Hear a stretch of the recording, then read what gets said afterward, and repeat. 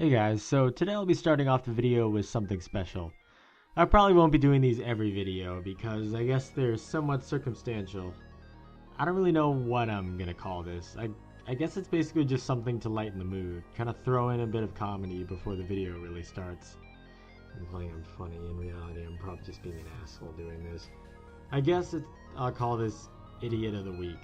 Basically I talk a little bit about somebody whose behavior or existence is funny in some way. I'm in no way disparaging them or asking for you to flame them or send them hateful comments or whatever. I'm not trying to be mean when I'm doing this. It's just for comedy, you know? It's just a prank, bro. A social experiment, you know? If you want to skip this, feel free to skip to the time I put on the screen. Anyways, let's get into it. So today's YouTube video starts on the YouTube channel Vsauce. No, the Idiot of the Week is not him, though. I like him. He makes really entertaining and well thought out videos that, for the most part, are scientifically accurate. I mean, there are some people in his comment section that act like they're smarter than him or can one-up him in some way and prove him wrong, when in reality they're probably like some 12-year-old that's looking up the stuff on Wikipedia. And then there are a lot of people that call him clickbait, and I can kind of understand where they're coming from, but they're not really right. He presents a question in his videos that he does answer eventually in the video, although the question often has multiple answers, and he elaborates on all of them. But because everybody on the internet nowadays has like ADD, they don't really like not having one solid answer like 3 seconds into the video. And this one, well, a comment on this video that there is a video there's just no title or thumbnail, says this video is clickbait. Not just that, but he instantly disliked it because it was supposedly clickbait and he probably didn't even watch it. The video talked about the science of nothing, and it was a cute little gimmick to try to talk about nothing by making a video that looked like nothing. But I guess this other guy knows a lot about quality YouTube content, doesn't he? So let's head over to his channel.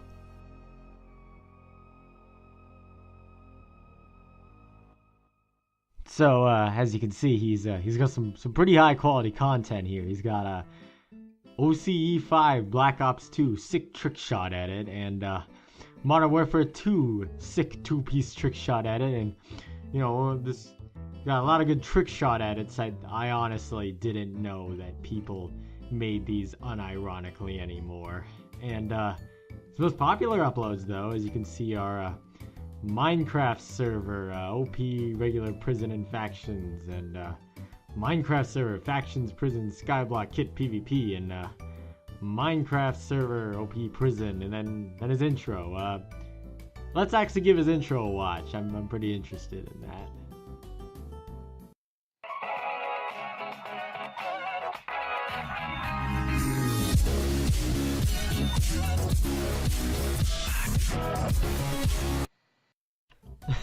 Oh my god, okay. That is too freaking funny. It's pretty obvious that this is a stock intro that he bought or downloaded, and he literally slapped it. You know that font everybody used back in like 2008 YouTube? I'm not sure if it's that one or it's just similar, but yeah, he just slapped it on top of this intro, and the juxtaposition is just too funny. Anyways, that's pretty much it. That's pretty much all I have to say on this guy. So let me know if you wanted me to do more of these rants or not. And anyhow, let's get to the stories then.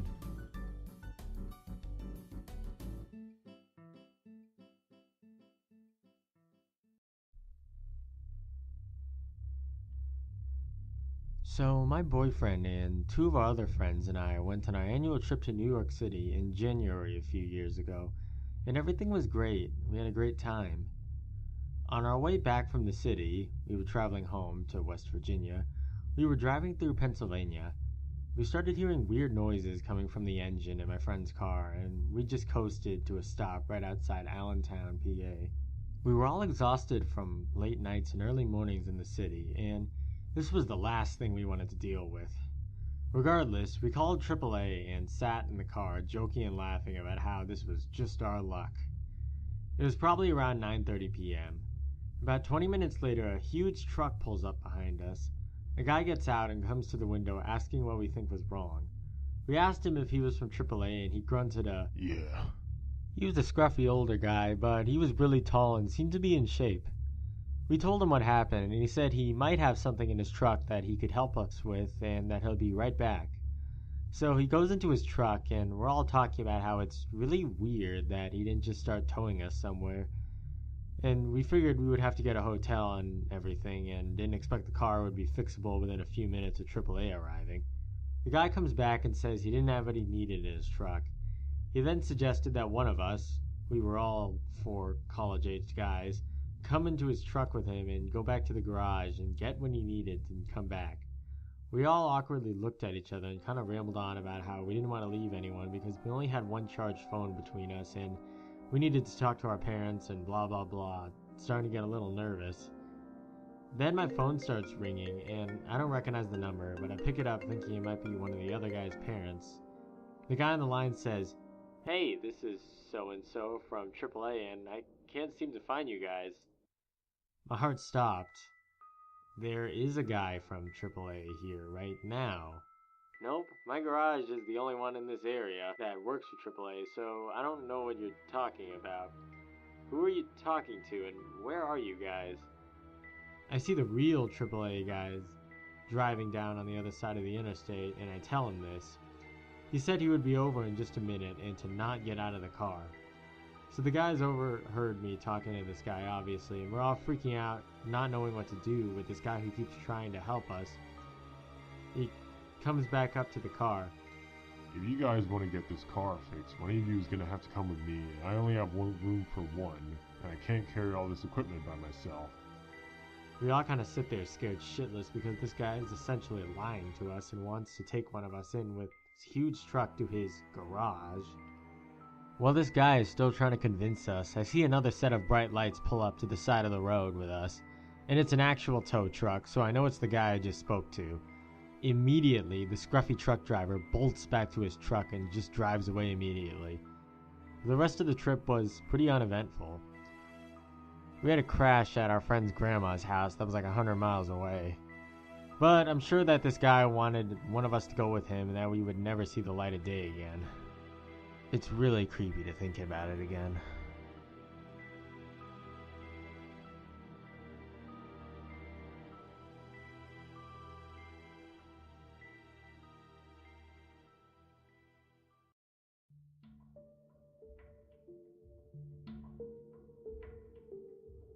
So my story got verified.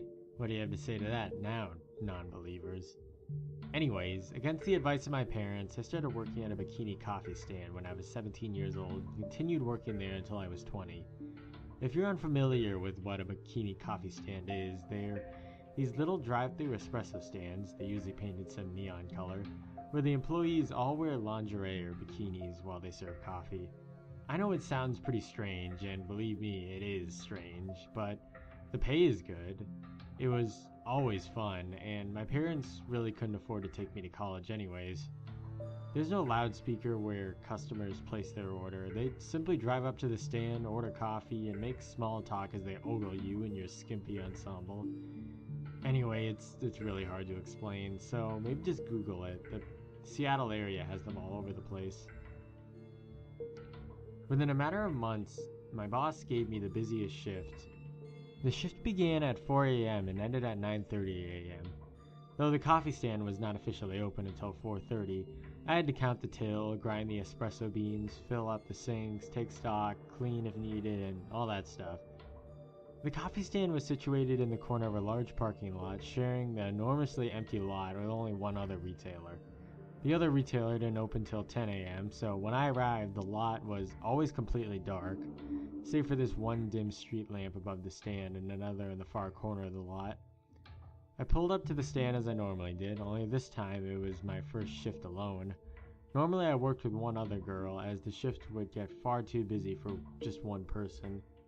I had a routine with regular customers, as I literally worked every single day. My boss didn't believe in time off unless it was requested.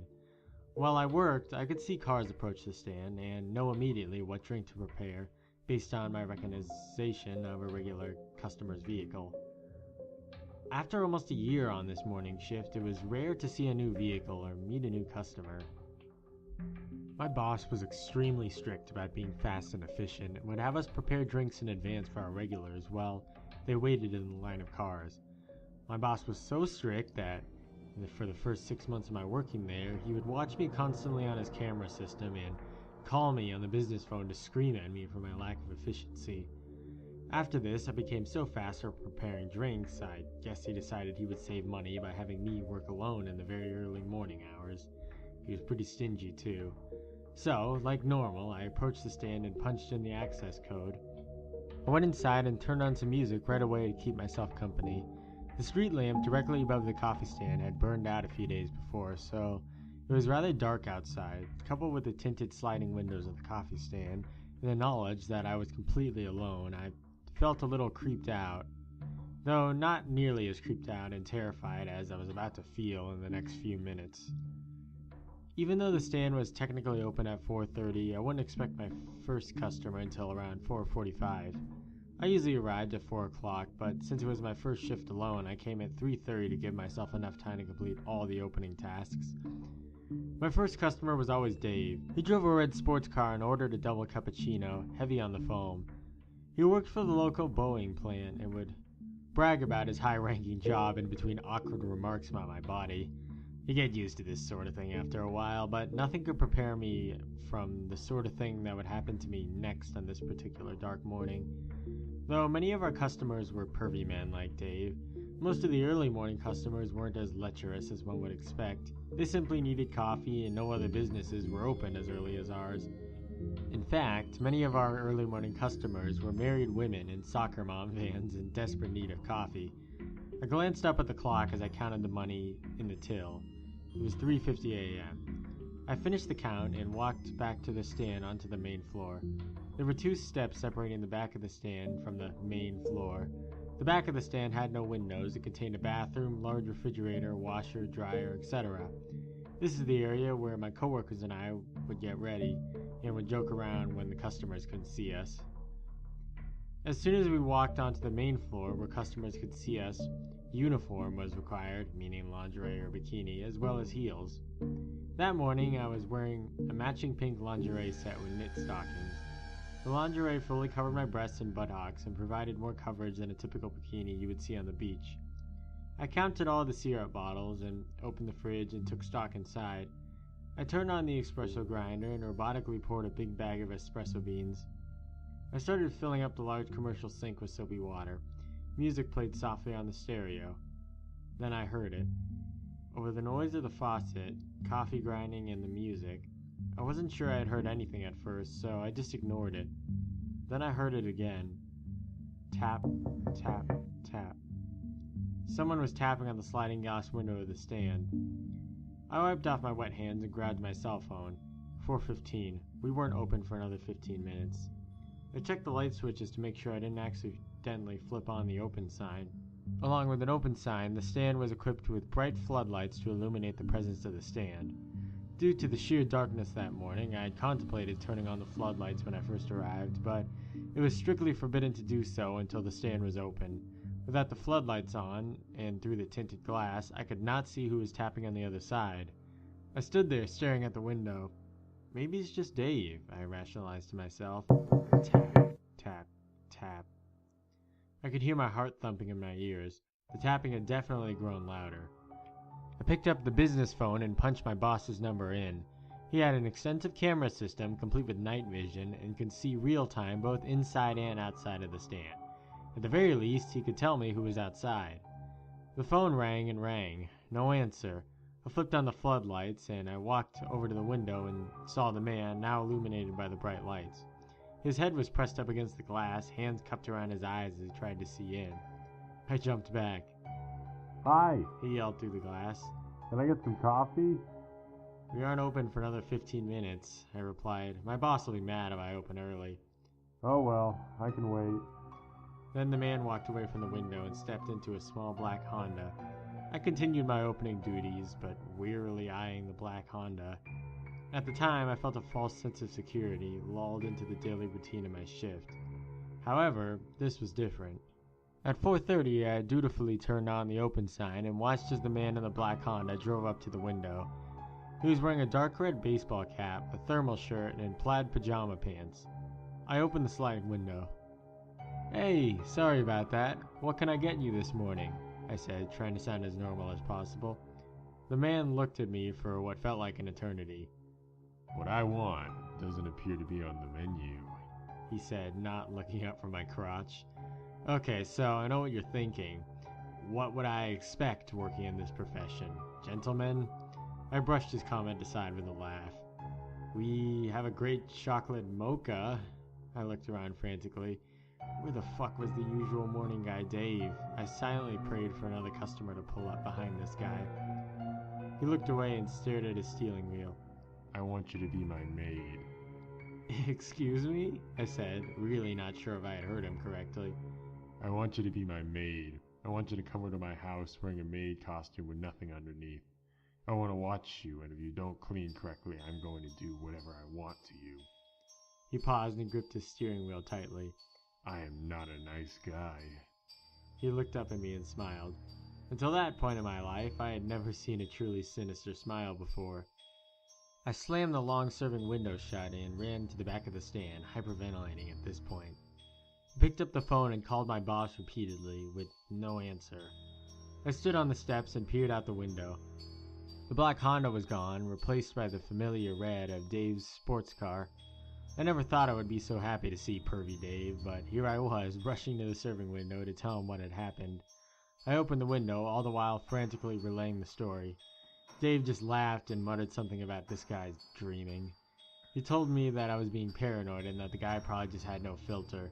For some reason, this put me at ease. Dave reached his hand out the window and placed a $5 bill in my tip jar. He tipped this amount every time each morning. Wow, he exclaimed. You just open and your tip jar is already full. I know you make good coffee, but it's not that great. Huh? I said, slamming the register shut. The tip jar rested on the outside window ledge so customers could reach it. I made a habit of just leaving it outside in between customers as it could get very busy. I leaned over and looked into the metal canister. Inside the tip jar was a long white envelope that appeared to be stuffed to its capacity. My stomach turned as I knew it was probably from the guy in the black Honda. Dave? I said cautiously. It's from that guy I just told you about. I am so not opening that. Dave sipped his cappuccino and suddenly his goofy demeanor turned serious. You're right. Let me open it. I have gloves. It was late fall and rather cold outside. Dave put his gloves on in a dramatic manner, laughing about my paranoia, and proceeded to step outside of his car. He took the envelope out of the tip jar and opened it. Holy shit, he said, his eyes widening. He held up a stack of $20 bills held tightly together by a rubber band. On the back of the stack was a folded up piece of paper. He unfolded the paper and began reading it. His eyes grew even wider. His hands were shaking, too. What? What does it say? He simply said, "Get dressed and call the police." I snatched the note from him, his jaw slightly agape. The note was laden with spelling errors and looked as if it was written by a child's hand. Oddly, there were rather long words that were attempted but spelled very incorrectly. It said some very deranged things. There are some things too sick to even mention here, but I'll relay the basic message as best as I can. Some things you can never forget, even if you wanted to. So here it is, without the spelling errors and length. It was about 2 pages long, front and back. You will come to my house. When you arrive, I will examine you thoroughly. I will then tie you to the post, and you will be punished for what you do. Every inch of your body will be bruised and sore. Afterwards, I will untie you and use you in every way possible. He used a different term, of course, but it is extremely graphic and included the word hogtied. You can scream, but no one will hear you. This is your first payment. Upon receiving this note and taking this money, you have agreed to follow through. If you do not follow through, you are a stealing, lying whore, and you will be punished more severely than if you cooperated to this initial agreement. You will clean every inch of my house. There will be no mistakes, or there will be more punishment to follow. I got dressed and called the police, and called my boss, who finally answered. The police arrived, and I went to the station to explain in detail what happened. I handed them the note, along with the money for evidence. The female police officer, who appeared to be in charge, nonchalantly told me I should probably quit my job as this behavior was expected from customers. I told her that I had never experienced anything like this before at my job. My boss reviewed the outside tape footage. The footage showed a man standing outside of the coffee stand, just staring inside. Occasionally, it showed him leaning his head into the glass and cupping his hands around his eyes for a better view. It also showed him rubbing his crotch. Apparently, he had been standing outside the window since 3:40 a.m., 10 minutes after my initial arrival. At one point, it showed him going back into his car, only to re-emerge several minutes later, and he finally tapped on the window. I was shocked to realize that this man had watched me for almost a whole hour without my knowledge. I felt stupid, but most of all, scared. The footage also revealed that the man had license plates that were covered with what appeared to be white paper. After reviewing the footage and then the note, the police decided that this man posed a potential threat and that his behavior was not normal. Duh. They sent an undercover cop back to the stand with me. I was so shocked that they wanted me to go right back to work, not even 2 hours after the incident. The cop sat outside in an SUV while I worked. The plan was this. If the man drove through again, I was to flick the open sign on and off to alert him of the man's presence. I worked, serving my regular customers, trying my best to pretend like nothing happened. I was told not to recall the incident to any of my coworkers or customers that morning in the case they knew this man and warned them of police involvement.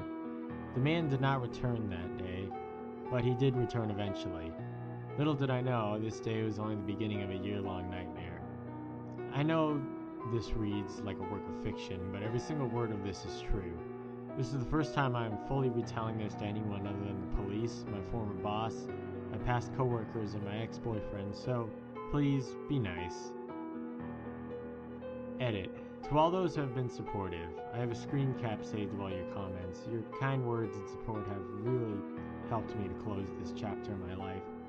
Thank you deeply for taking the time to read my experience. If you have any questions or need someone to talk to, feel free to message me anytime. And to all those who asked, this happened well over 5 years ago. I am no longer working in that industry, and I am happily, and very recently, married to the most wonderful man on earth.